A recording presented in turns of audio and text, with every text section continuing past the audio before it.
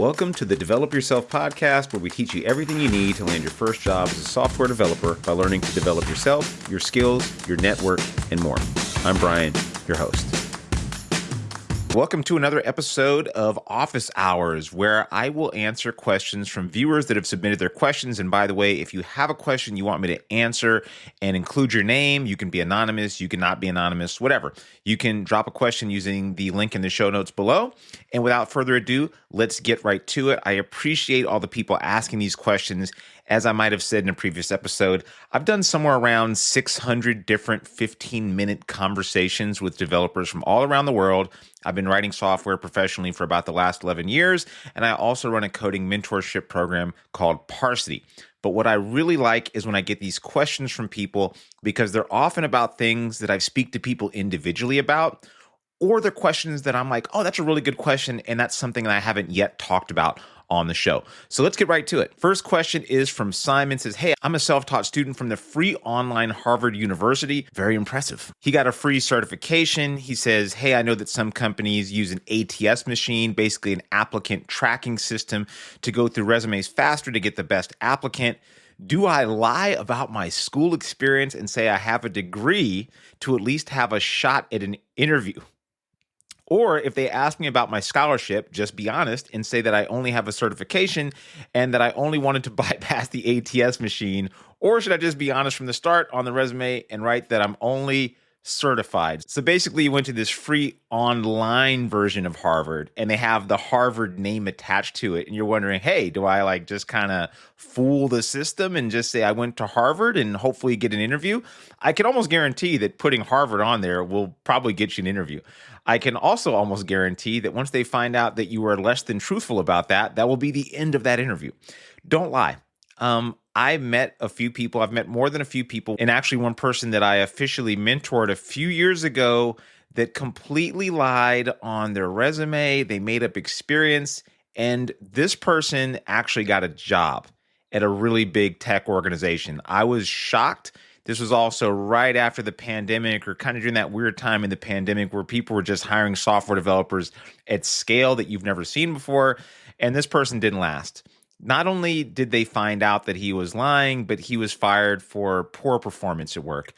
Don't do this, right? You're gonna create distrust off the bat. You're gonna get dinged for it. You may even get into an interview, but even so, at the interview, they should likely filter you out unless you have really top-notch skills at that point. And if they find out later that you're lying, that's just grounds for firing and dismissal. I know it's tempting, and I know that this actually works, to be completely honest with you. And I'm kind of a rule follower, if I'm being honest, but just don't do this, because even if you don't have morals, let's say you're like, I don't care about the ethics or the morals, it's just not a good career strategy, because when they find out, you'll be gone. So don't do that. And also, this whole ATS machine bypassing thing, it's not as simple as people think. And to be honest, I don't really know what they do. I mean, I've talked to a recruiter who I actually had on the show previously, and I was like, hey, how does that thing actually work? And what they'll do a lot of times is just match keywords. So they're looking for keywords like JavaScript, Node, Express, React, whatever, years of experience, and they'll just filter like that. So I don't think that just putting Harvard on there is necessarily going to help.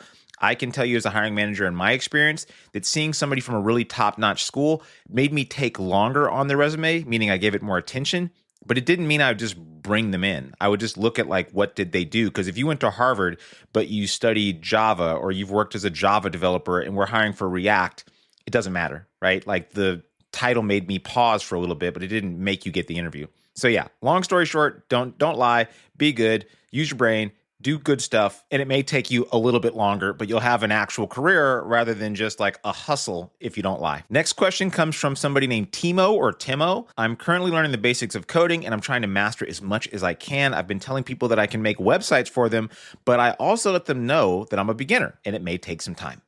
Lately, more people have been reaching out, which is exciting. However, I don't want to lose sight of actually learning to code by relying too much on website builders like Squarespace.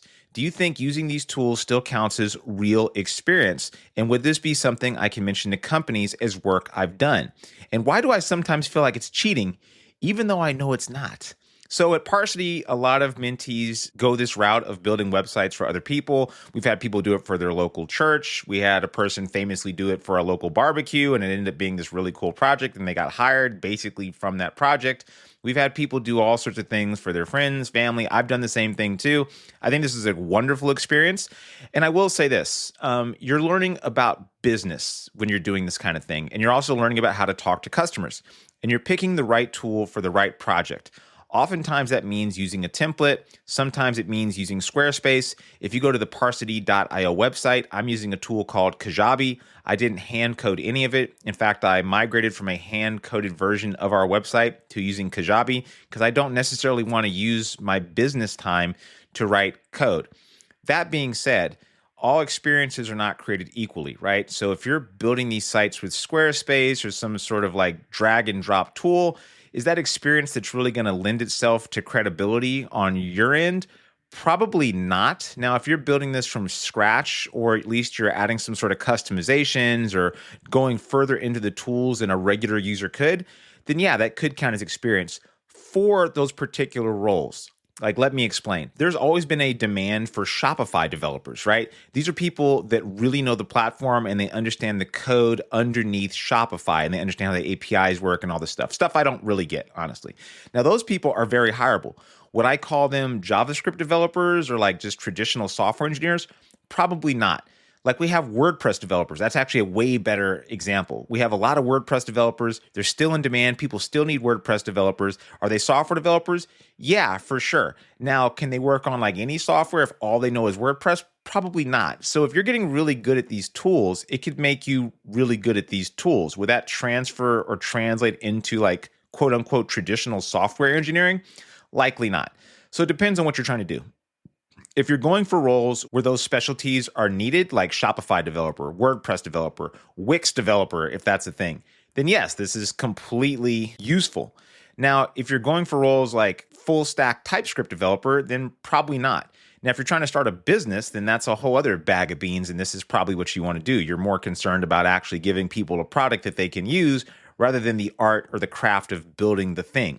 And I feel you if it's like cheating. Here's my take on that kind of thing. If you're building for a customer, think about the customer's needs.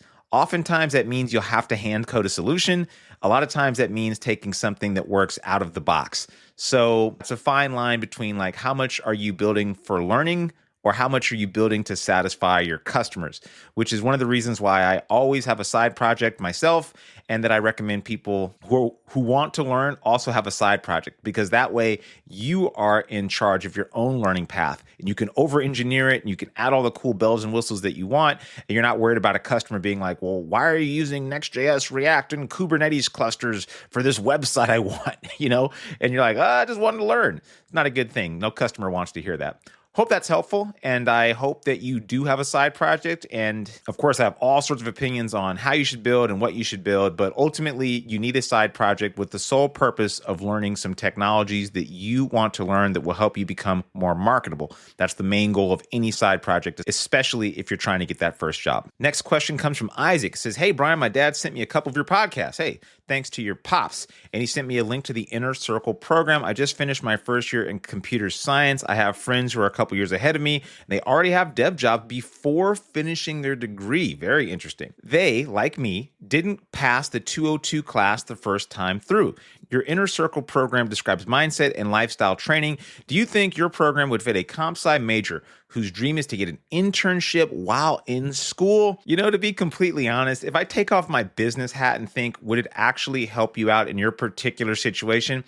I don't know. If you're a full-time student and you're also trying to do a program like Parsity, which is pretty rigorous and intense, and we work with you for up to a year, I just don't know if that's the best use of your time. You're in a school, they should have internship opportunities already. If you're learning the computer science fundamentals and you're also building up the practical skills on the side, then no, I don't think a program like Parsity would be the best.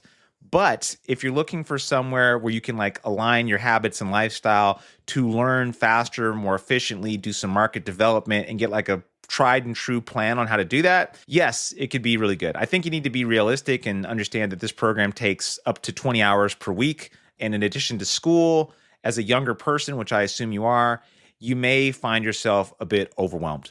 So it's a lot. It's like basically going to two colleges at the same time. And I just don't know if that's a reasonable thing for you to do. If you were out of college, I'd say, oh yeah, this could absolutely be a great program for you. I also think it's very interesting that a few people got developer jobs before finishing their degree. I'm not here to dunk on people who get degrees. The majority of people who work as software developers do, in fact, have 4-year degrees. So there's a lot of value in getting that. In fact, if my kids wanted to get into software, I don't know what I'd tell them. I mean, I'd like them to learn under me.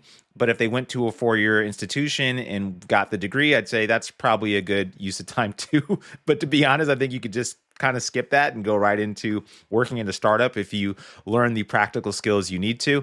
So yeah, it all depends. So it's really difficult to say that. But I will say that trying to do 2 rigorous programs at once is very difficult. And I will tell you this also, we have a different version of Parsity right now called the Accelerator. So if what you're looking for is like an intensive 8 weeks of getting down your schedule, coming up with a market development plan, helping you get the kind of game plan and study schedule that you need that you can use in addition to what you're doing, yeah, that could actually be a really, really good fit for you. And that is a new program we just started offering, which is why it slipped my head. But that one is for 8 weeks, and it's solely focused on like the market development, doing some research into your schedule and finding out what is going to work best for you and coming up with a plan that's going to work for your lifestyle so you can actually hit your goals, your KPIs. You're going to get a lot of feedback from Zubin and I. It is not the intensive program that we offer where we take people from 0 through hired. This is more for people that need like a really quick kickstart. So basically, it's everything in Parsity's inner circle besides the custom curriculum. So that could be a good idea. I would just schedule a call with me. That's what I would do. All right, on to the last question. I swear that wasn't a sales pitch at all. This one is from Anonymous. It says, what are your thoughts on grad school, a master's in CS specifically for people who might have some basic tech experience but want to expand their knowledge to include more theory? Is this something you considered when changing careers? Love the podcast. Thanks. Hey, thank you, anonymous person out there. And I would say this. Grad school could be a good idea. I'm trying not to be so negative because I'm thinking, why? Master's degrees are expensive. And if you're going to be in full stack software development, I really don't know the benefit it would bring unless it's a personal benefit. So if you're stacking the degree with the intention or the expectation that it's going to get you more opportunities or help you get more money, I doubt that. Highly doubt that. Now, if you're doing it because you really just want to expand your own knowledge, great. I would argue that you could expand your knowledge and learn a ton by reading a lot of good books out there. Designing data-intensive applications, The Pragmatic Programmer, Patterns of Enterprise Applications. There's a ton of really great books that are kind of dry and kind of boring, but can teach you a ton about modern software architecture or just software architecture in general, software design application patterns, all the things you'll need to know at an enterprise level. You could read books on like data engineering or whatever specialty you might want to go into. And I think that could actually be more helpful than going to another 2 or more years of school, especially if you have some quote unquote basic tech experience. So yeah, just set your expectations correctly. If your expectation is, I'm going to get this degree and people are going to come knocking down my door wanting to hire me, that's not the case. If you're getting this degree because I really just want to expand my knowledge and I have this personal desire and this is like a personal goal of mine, then by all means, you should absolutely go do that. So just have the right expectations because I can pretty much tell you that as a software developer, it's getting increasingly less important to have even a 4-year degree. People just don't care about degrees as much as they used to. And this is not just true in tech, but it's true across multiple industries. And if you look at the biggest players in tech, they don't even ask for degrees at all. If you look at all the biggest players in tech, Google, Apple, Netflix, Amazon, OpenAI even, they really don't care unless you're talking about data science and researchers. When it comes to researchers and data science, they absolutely want you to have a PhD. Now, master's degrees for a TypeScript engineer, it's a lot of overkill, if I'm just being honest. I hope that's helpful. And I hope you also consider those books that I just recommended. I think there's a lot of really great books out there that if you read will give you a lot more of that deeper understanding. And if you're listening to the show and maybe you're really new, then maybe don't read those books, but try something like the You Don't Know JavaScript series by Kyle Simpson and Clean Code in JavaScript, which is a really JavaScript-friendly version of the famous book, Clean Code. I think that's an excellent book to start with that will actually improve your code in a practical way. Thanks to everybody that wrote in, and I really hope to answer more of these in the future. So if you have a question you'd like me to answer on the show, you can be anonymous, you can add your name and I'll shout you out. Just go to the show notes and drop your question in there. See you next week. That'll do it for today's episode of the Develop Yourself podcast. If you're serious about switching careers and becoming a software developer and building complex software and want to work directly with me and my team, go to Parsity.io. And if you want more information, feel free to schedule a chat by just clicking the link in the show notes. See you next week.